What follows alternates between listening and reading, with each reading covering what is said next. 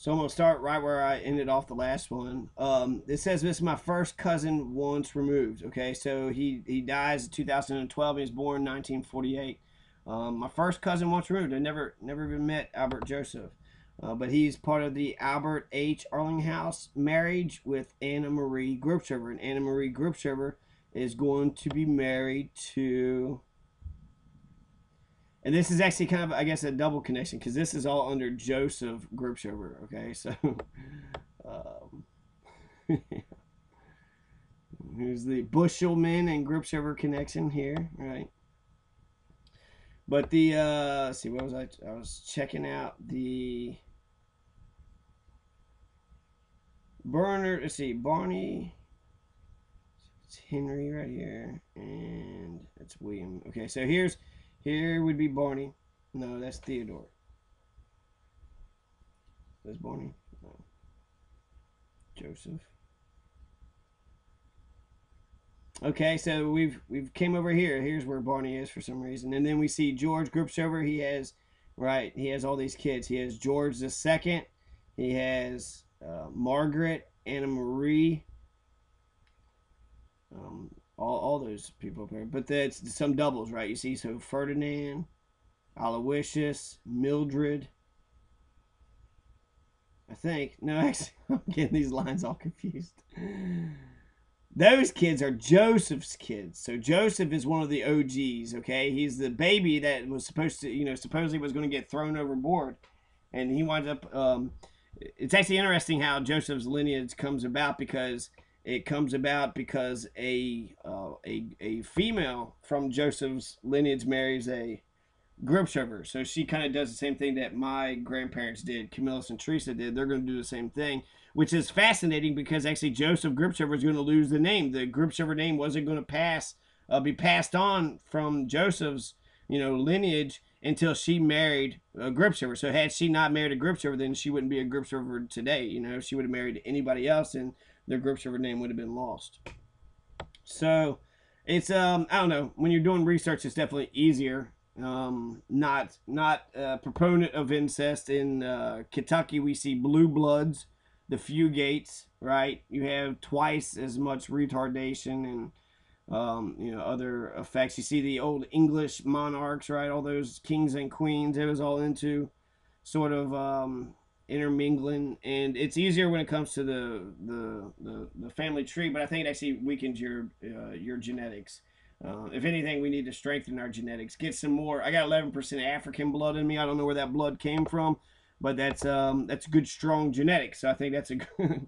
We don't need to regress anymore. We've got plenty of regressive genes. We need to get some more dominant genes. Okay, so that's where I stand on that. On that issue. So let's see. Camillus Gripshover. This is my grandparents actually right here. Camillus Paul Gripshover. Then he's going to have Charlie, and then he's going to have Paul. So actually, you got 3 Camilluses for today. You got Camillus Jr. and Camillus III, and that's Camillus. That's a strong name. What does Camillus mean? Where does it come from? He's the baby actually of a whole bunch of them, right? So Joseph, Francis, or wait, okay. So we're going to get this back on track. Cannot find. Let's see. I was finding the Blanchett name. We're gonna find the Blanchett name, then we're gonna get back on track. So we have George Gripshover, right?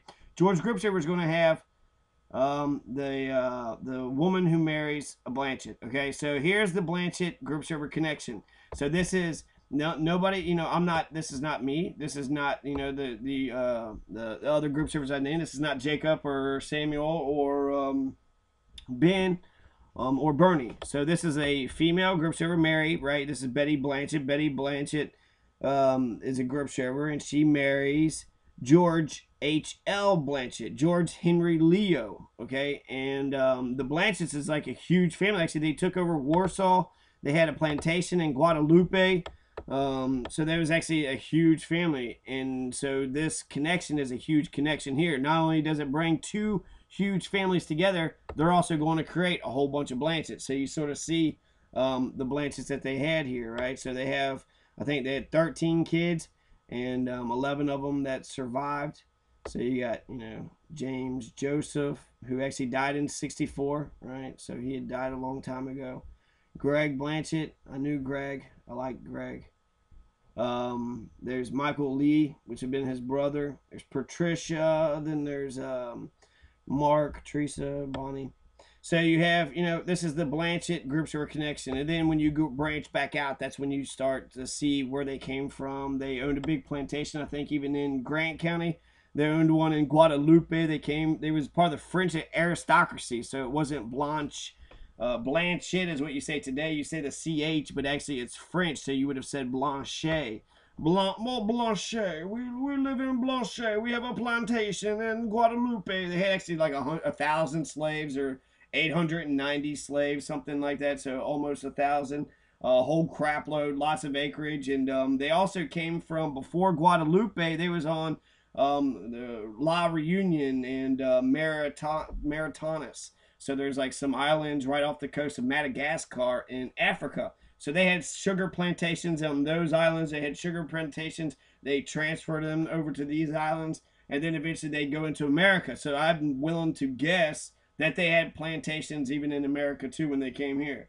But we've lost contact with that. So actually I found more information about the Blanchetts than I found about anybody else. And I'm really excited about the work that I did with the Blanchetts because that work can be carried on. Other people can use it, and hopefully we can find out more information. Now, that's all I know really is that there was a sugar plantation, and it was in Guadalupe, and they was there. The Blanchetts they owned the plantation. There's actually there's it was a Blanchett City. They call it Blanchett City in Grant County when they first came to here. There's Blanchett stuff that's in Guadalupe today. So there's still like the Blanchett Corner, Blanchett Street, and there's also the Blanchett Plantation building. So I guess the main building from the plantation is still up, and they call it the Blanchett Plantation building.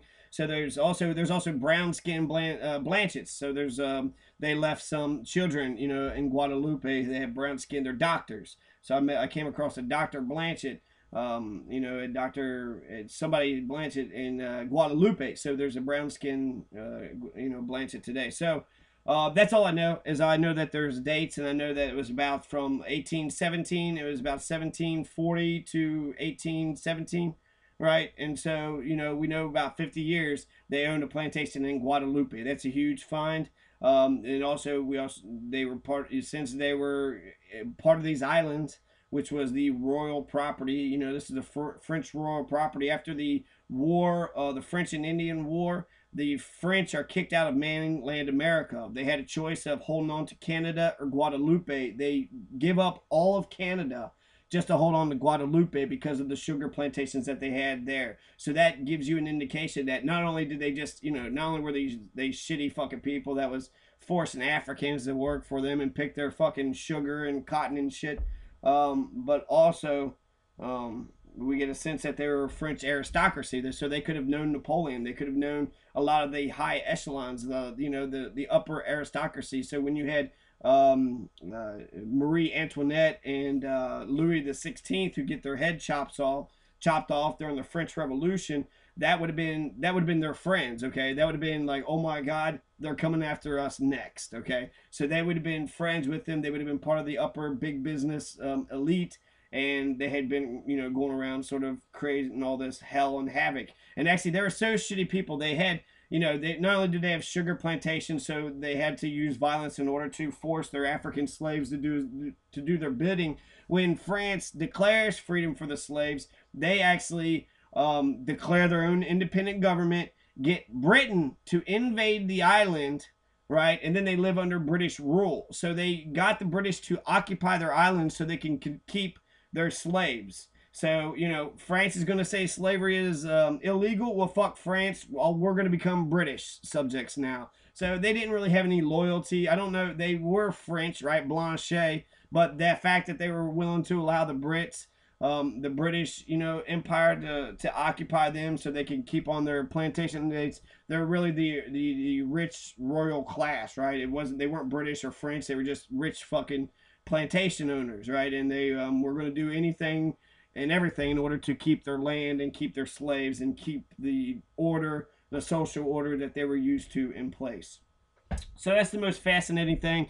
Also with history, you know, it's easy to make those judgments, right? To say a plantation owner who beats and whips the shit out of fucking black people and makes them their slaves and shit. We could easily say that those are assholes, those are bad fucking people, and it can contribute to a positive development too, right? You used to be plantation owners, now you have nothing. Now we're all a bunch of just poor peasants out here in America, anyways. So, instead we used to be somebody, but it was based upon ill things. So what? Now that shit's no more and you don't benefit from it whatsoever. So really, you had to struggle even harder, right? You come from sort of, kind of wicked, wicked background.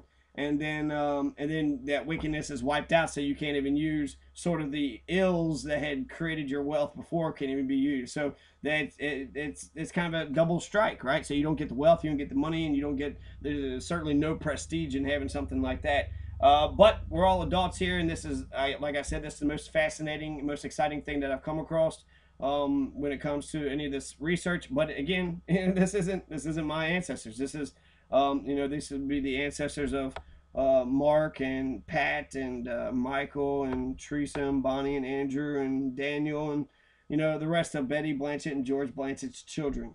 So, and actually more than just those children, there's a lot of Blanchetts that were related to George Henry Leo.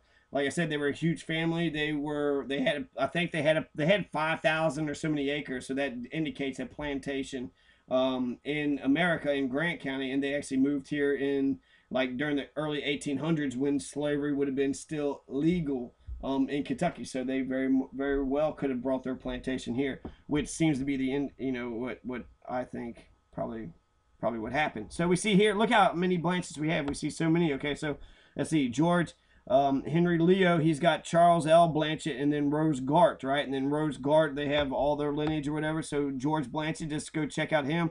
He's got all these siblings: Arthur Blanchett, William Leo Blanchett, Sebastian, Eugene, Anna, all these other Blanchetts. So this is just a huge family. I don't know if he wanted to kind of get his own slaves. They couldn't get no more African slaves, so they just had to keep on having children to farm, their property. But this is all Durst Blanchett, okay? So he's born in Cincinnati, 1851, dies in Gallatin County.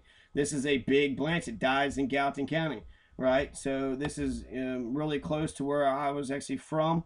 And then his father was Hyacinth Leo Durst Blanchett III, okay? So he's born in New Jersey, dies in Grant County. Now the next guy that I show, he's going to be like the head honcho. He's like, you'll see his picture, you'll just be like, okay, yeah, he was an asshole to his slaves, you could tell. Now he probably fucking raped his slaves, probably was beating them and burning them and doing a whole bunch of shitty stuff to them. I mean, if anybody has seen Goodbye Uncle Tom, you know what the fuck happened during slavery. It was vicious, it was brutal, and it was the worst, shit that you could see in all of sort of human history.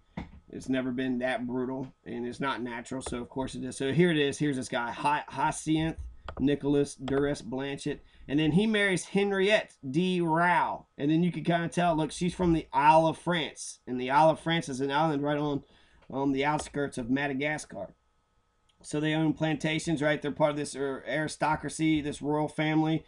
This is her sister, Felicity. So if you're rich, you can actually afford a painting. You could say these are the people that you can actually afford a painting to say that this is who I was.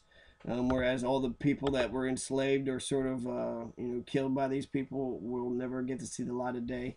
But anyways, they're sisters, right? So you got Henriette Rau and then Felicity Rau. Henriette Delphine Rau, and these dates are important, right? This is a transition date. She came from the island of off of Madagascar. It's Maritinus, and also La Reunion. So there's like two French islands over there, and then came to New Jersey. So actually, she kind of skipped a step. She didn't even go to Guadalupe, whereas Hyacinth, he was born in Port Louis, Guadalupe. But dies in New Jersey. So he actually came from there, right? And so, let's see, I'm going to take a look at his picture here. And then we also have, a big, a statue or whatever, his death plate, his tombstone. So I'm trying to say. So this is Hyacinth Hyacinth Indy. I think he had like 3 or 4 names too. So that's, George Henry Leo is the Blanchett that married Betty Blanchett, but Hyacinth, he's he's the head honcho. He's the big cheese. And yeah, you see Blanchett. Okay, we'll come back.